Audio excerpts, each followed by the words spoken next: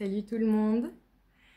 Alors, vidéo aujourd'hui qui est en fait une réponse à vos nombreuses questions concernant le sujet des portails organiques ou des pervers narcissiques. Souvent, c'est deux notions pour exprimer la même chose. Et ça m'a demandé beaucoup de temps en fait d'arriver à réaliser cette vidéo là aujourd'hui.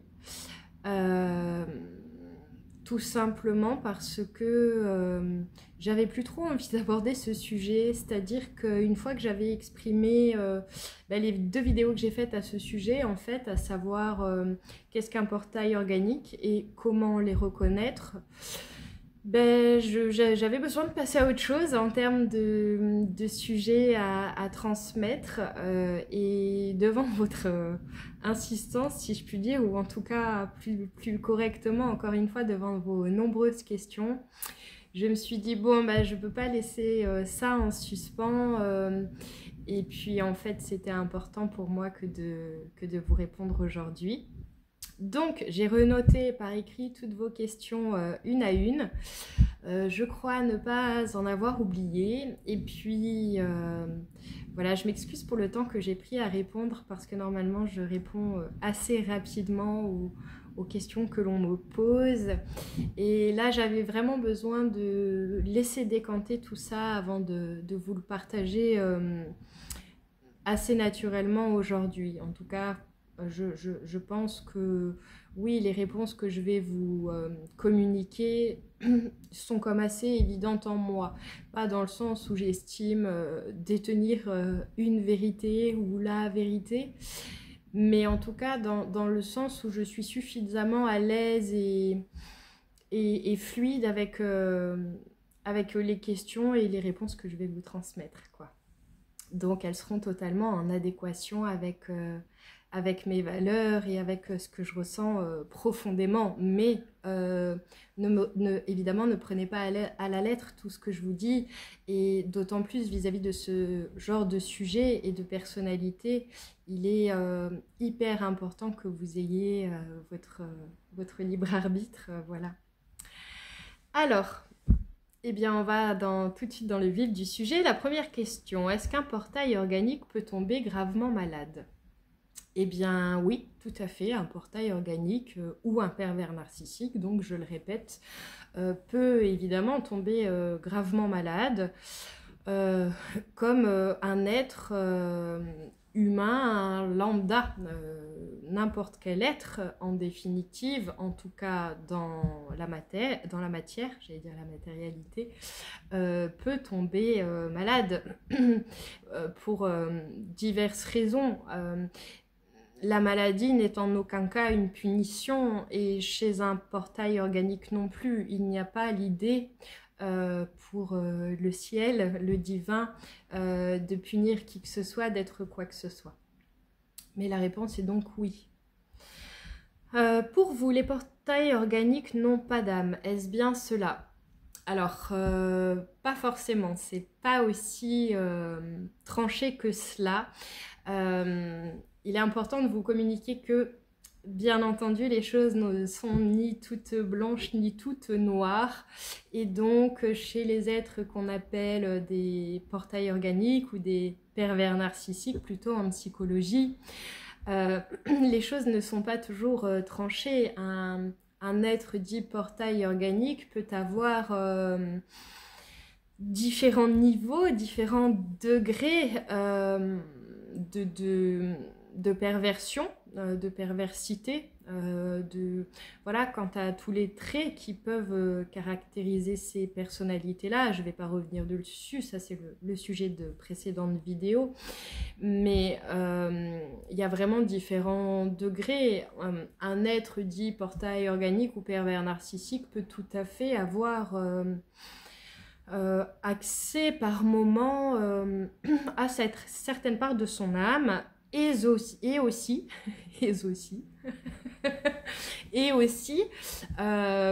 certaines émotions. Voilà.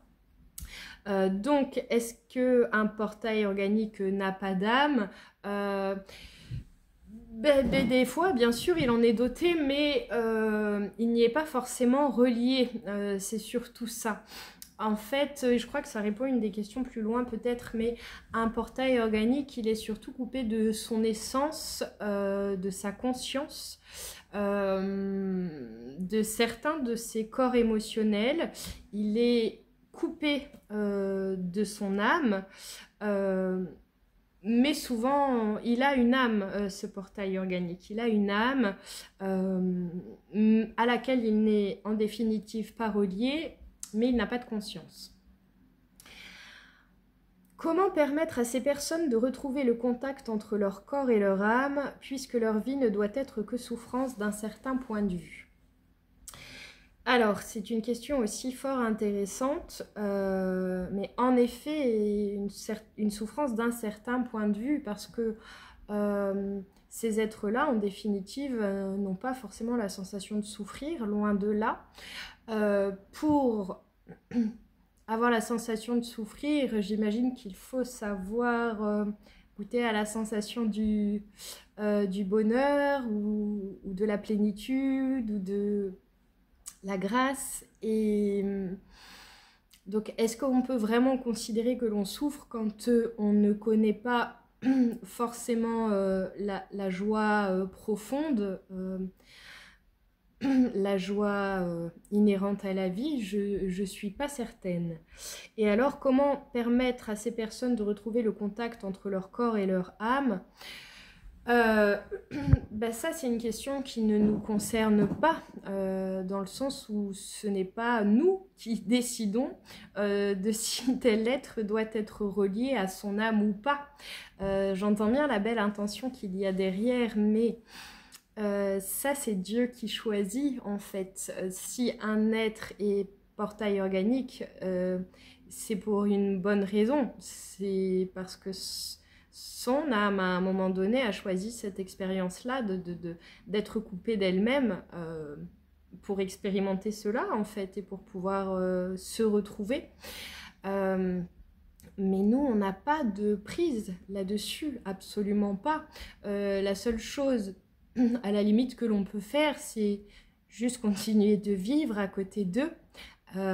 Et je pense que c'est une des meilleures impulsions qu'on peut leur donner, mais on ne peut pas, à leur place, les relier à leur âme. C'est pas ici l'idée que tout est fichu d'avance et que laissons tomber ces êtres-là. Mais en fait, il ne s'agit aucunement ni de les sauver de ce qu'ils sont, ni de les rejeter. C'est juste l'idée d'avoir conscience qu'ils existent pour pouvoir relationner au mieux avec ces êtres et en même temps pouvoir nous en prémunir. Mais ce serait ici comme l'idée de vouloir sauver un chien parce qu'il est un chien, ou un Vénusien parce qu'il est vénusien, ou il n'y a rien à transformer en fait, et c'est certainement pas à nous d'en juger. Comment savoir si nous-mêmes on est ou pas un portail, et un portail organique peut-il avoir des sentiments pour des animaux? Alors, comment savoir si on est nous-mêmes un portail? Alors, je me suis déjà posé la question il y a de nombreuses années, je crois. Et en fait, la réponse qui m'avait été donnée, c'est si tu te poses la question, c'est que foncièrement, tu ne l'es pas. C'est un peu comme quand on peut dire, par exemple, est-ce que je suis fou? Eh bien, si tu te poses la question, c'est qu'il y a de grandes chances que non. Un portail organique ne peut pas, comment dire, il est rarement amené à se poser cette question-là, en fait, parce que il peut difficilement avoir conscience de ça. Je veux dire, bien sûr que le portail organique remarque qu'il fonctionne différemment des humains, mais c'est pas comme ça qu'il se le formule. C'est pas comme ça qu'il se le formule.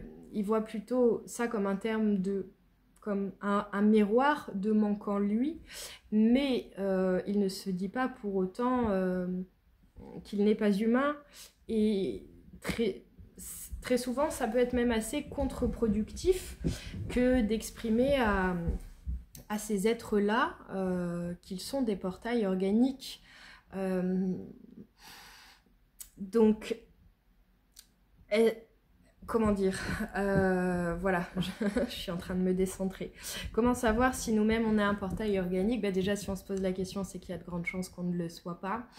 Et aussi, justement, est-ce que tu as des émotions? Est-ce que tu as des sentiments? Est-ce que tu as une sensibilité? Est-ce que tu as une créativité? Est-ce que tu es dans la vie? Ça ne veut pas dire est-ce que tu es joyeux en permanence. C'est juste est-ce que fondamentalement tu te ressens humain. Et donc j'ai quand même envie de suivre ce fil là. C'est pas forcément productif d'exprimer à un portail organique qu'il est portail organique parce que c'est comme juste marquer non pas seulement une différence mais comme une impossibilité. En lui d'être humain, alors que souvent, la majeure partie de sa vie, ces êtres s'appliquent à nous ressembler. Et ça, c'est quelque chose qu'on n'exprime pas assez. Et ça montre bien à quel point on est comme porteur pour eux de lumière, de quelque chose vers quoi ils ont envie d'aller en termes d'être et d'incarner. Et forcément, c'est un peu comme la loi de l'évolution pour tous. On est tous, qui que nous incarnions, qui que nous soyons, appelés à évoluer d'une façon ou d'une autre au fur et à mesure des siècles. Et alors, est-ce qu'un portail organique peut avoir des sentiments pour des animaux ? J'imagine que oui, mais des sentiments assez modérés, comme pour les humains, c'est-à-dire que un portail organique, un pervers narcissique n'est pas fondamentalement dépourvu d'émotions et de sentiments en tout temps. C'est juste qu'ils auront comme un panel d'émotions beaucoup plus restreint que nous, parce que pas vraiment de sensibilité. Et alors, l'amour qu'ils vont pouvoir ressentir pour n'importe quelle sorte d'être, animal ou humain ou autre, c'est un amour narcissique. Donc, par exemple, je vais dire un exemple tout bête, si un pervers narcissique adore son chien, c'est pas comme un amour inconditionnel, c'est cet être-là adore son chien par rapport à des choses que son chien va lui renvoyer, comme par exemple la fidélité, le dévouement, etc. Donc ce sera un amour intéressé. Alors là, c'est pas une question, mais j'ai quand même envie de répondre à ce commentaire. C'est une personne qui me parle de personnes dans sa famille qu'elle reconnaît être des portails organiques. Et elle exprime « on envoie de l'amour avec un ami ». Et alors là, ça rejoint un peu ce que j'ai exprimé précédemment, c'est-à-dire que envoyer de l'amour... Dans quelle intention? C'est-à-dire que si tu envoies de l'amour en te disant comme ça ils vont être gagnés par mon amour et un jour les choses pourront sans doute s'apaiser, c'est probablement une vision erronée. Parce que là encore, on ne peut pas changer ces êtres-là. Et qui que nous soyons, nous n'avons pas la capacité de les reconnecter à leur âme, à leur esprit et à leur sensibilité. On peut avoir une influence à long terme, mais on ne peut pas les changer fondamentalement. Et alors, par contre, si tu envoies de l'amour à ces personnes de ta famille, parce que profondément tu les reconnais dans leur être, quelle qu'elle soit, portail organique ou n'importe qui d'autre, et même si elles portent une énergie involutive, toxique, malveillante ou que sais-je encore, si toi derrière tous ces masques-là tu reconnais la source en elles, alors c'est ok de leur envoyer de l'amour et c'est peut-être de cette façon où tu pourras le plus les toucher, mais tu ne les changeras jamais. Donc si tu leur envoies de l'amour en te disant encore une fois peut-être que mon amour va finir par les toucher, non, c'est soit toi touché par elle et ensuite il y a quelque chose qui pourra peut-être se renverser. Là je voudrais pas que vous croyiez à travers ces propos-là que si finalement un pervers narcissique peut changer. Se renverser, oui, mais avec du temps.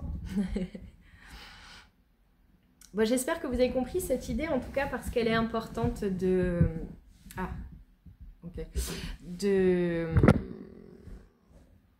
De soit, toi, touché par l'être que tu as face à toi, quel qu'il soit. Et ensuite, il y a quelque chose qui pourra permuter dans ces énergies. Mais ne pense pas, toi, pouvoir nourrir d'amour ces êtres-là si tu n'en as pas suffisamment pour eux. Ou en tout cas pour ce qu'ils sont profondément. Que se passe-t-il pour ces personnes lorsqu'elles décèdent? Est-ce que le processus est semblable ou totalement différent aux êtres connectés à une âme? Est-ce que ces êtres peuvent rester bloqués proches du plan physique? Est-ce qu'ils peuvent partir dans la lumière puisqu'ils ont tout de même des corps subtils? Que se passe-t-il pour ces personnes lorsqu'elles décèdent? Est-ce que le processus est semblable ou totalement différent aux êtres connectés à une âme? En fait, déjà la première réponse qui me vient ici, c'est il n'y a pas de parcours identique.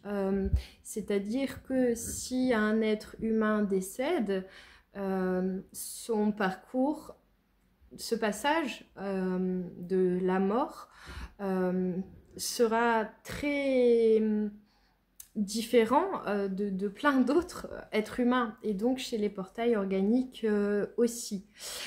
Maintenant, comment ça se passe exactement de façon générale, si on peut prétendre qu'il y ait une façon générale pour les portails organiques, j'en ai strictement aucune idée. Je ne me suis jamais posé cette question-là.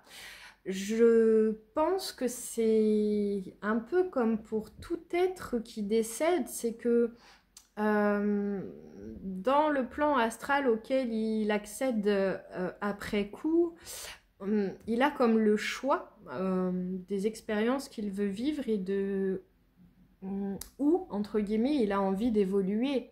Donc évidemment, un portail organique qui n'a pas forcément conscience de la lumière, on va le dire comme ça, il y a quand même de grandes chances, j'imagine, pour qu'il erre assez longtemps dans le bas astral.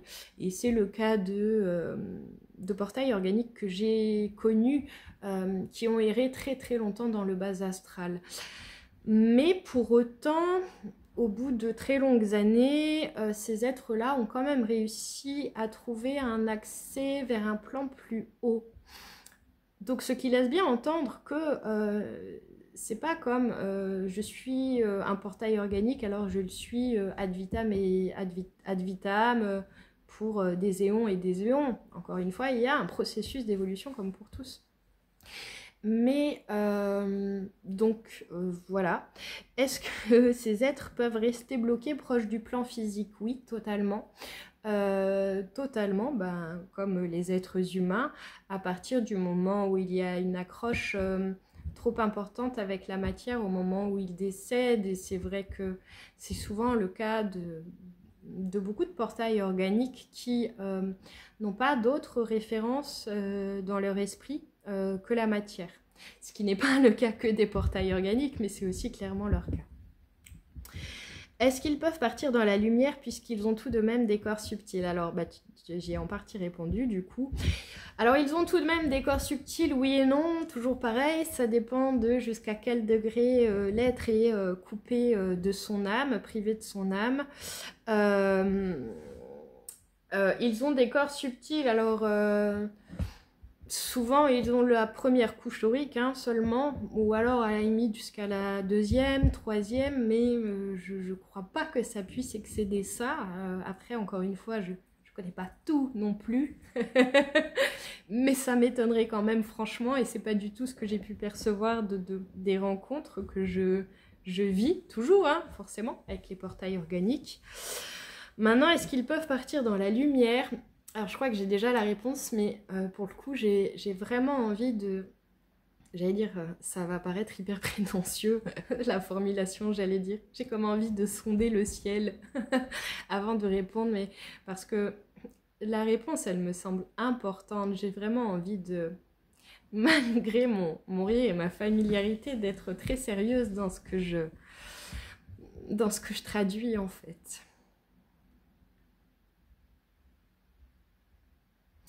Alors vraisemblablement non. Vraisemblablement non. Je pense qu'il peut y avoir des exceptions. C'est comme, encore une fois, rien n'est tranché, tout blanc, tout noir. Mais par rapport à ce que je reçois là, en termes d'image et de sensations, c'est comme non. C'est comme tout noir pour eux à un moment donné. Dernière question donc, mais qu'est-ce que ce portail? Mais qu'est-ce que ce portail? Quelque chose qui vous bloque dans votre vie et pourquoi? J'adore cette question. Est-ce machiavélique? Alors, qu'est-ce que c'est que ce portail? Eh bien, ce sont des entités comme d'autres, Non, justement, dans le sens où ces entités-là n'ont pas de conscience. Mais qu'est-ce que c'est? Ce sont des êtres dits involutifs, oui, au premier plan, puisqu'ils travaillent dans le sens de l'involution, en apparence, même si c'est toujours pareil. Derrière les apparences, tout œuvre dans le sens de la lumière. Et je suis en train de me décentrer. Qu'est-ce que ce portail? Eh bien, voilà, c'est un être... je ne vais pas le répéter parce que je vais encore m'écarter de la question. Un portail organique, je décris dans les grandes lignes, en tout cas, ce à quoi on peut l'assimiler dans mes précédentes vidéos. Mais donc, pour répondre sur un autre plan, c'est un être dit involutif, mais qui sert notre propre lumière et notre propre développement. Ça, bien souvent, on a du mal à l'entendre quand on a fait les frais d'une relation avec un pervers narcissique ou une perverse narcissique, bien entendu. Je dis un parce que je généralise, donc je le mets au masculin, mais évidemment, il y a, j'imagine, tout autant de perverses narcissiques que de pervers narcissiques. Et de portail, donc, pour être plus précisément en réponse à la question, même si encore une fois, c'est la même chose. Et donc, ils servent notre évolution, et je sais que souvent, on a du mal à l'entendre, mais j'en suis profondément convaincue. Mais alors, ô combien convaincue, et je sais que tout le monde n'entendra pas forcément ça, mais j'ai souvent quand même... songer et profondément penser que les portails organiques qui ont parfois été des très proches dans ma vie, pas seulement dans des relations sentimentales du reste, ont été véritablement mes plus grands maîtres. Et j'insiste sur le mot maître dans le sens où je ne les place pas en dessous de moi. Et personne n'est à placer en dessous de soi de toute façon. Et dans le sens où j'ai un profond respect pour eux, en définitive, et parce que j'observe à quel point ils m'ont aidé à aller vers... alors, j'allais dire la meilleure version de moi, je suis loin d'y être encore, mais en tout cas, ils m'ont profondément aidé à m'aligner sur ce chemin-là. Et donc non, ce ne sont pas des choses qui nous bloquent dans notre vie. Bien sûr, au premier plan, oui, je ne peux pas du tout minimiser les ravages que ça peut faire aussi dans notre vie. Hein. Mais c'est pas quelque chose qui nous bloque, c'est quelque chose qui veut nous impulser vers notre liberté et notre indépendance et la réalisation de notre lumière. Mais encore faut-il arriver à le reconnaître pour que cela puisse être vrai en tant qu'expérience. Et tant que c'est une réalité que l'on subit et je comprends très très bien qu'on puisse le subir. Je veux dire, j'ai mais alors aucun jugement sur les personnes qui sont en lien, en lien avec des pervers narcissiques. Je sais trop ce que c'est pour pouvoir juger ça, quoi. Et, et je sais trop à quel point ça a un intérêt aussi. Je veux dire, dans le sens de l'évolution. Et donc, là, je suis encore en train de me perdre. Donc, ça bloque dans notre vie. Et pourquoi? Ben, pourquoi je suis en train de vous le dire? C'est pas pour nous bloquer, justement. C'est pour nous révéler. Mais eux-mêmes ne le savent pas, hein. Mais c'est le plan de Dieu. Alors, est-ce machiavélique? Ben non. Enfin, là, c'est toujours pareil. Tout dépend sur quel plan on se place. Il y a toujours plusieurs plans de lecture. Au premier degré, oui, c'est machiavélique, puisqu'on parle de perversion. La perversion, c'est machiavélique. La perversion, c'est quelque chose qui œuvre dans le sens de notre destruction. Maintenant, sur un autre plan, ça n'est pas machiavélique, c'est juste dans le sens où tout sert son but, où ils font partie d'un... Ils participent à un équilibre parfait dans l'univers. Et c'est pas mal un pervers narcissique. Les humains, c'est pas bien. Il n'y a pas de bien, il n'y a pas de mal. On est ce qu'on est. Et simplement savoir se prémunir des êtres qui, au premier abord, oui, sont malveillants. En tout cas, sont malveillants. Peuvent très bien être extrêmement malveillants dans certains cas avec certaines personnes. Mais en finalité, leur rendre grâce.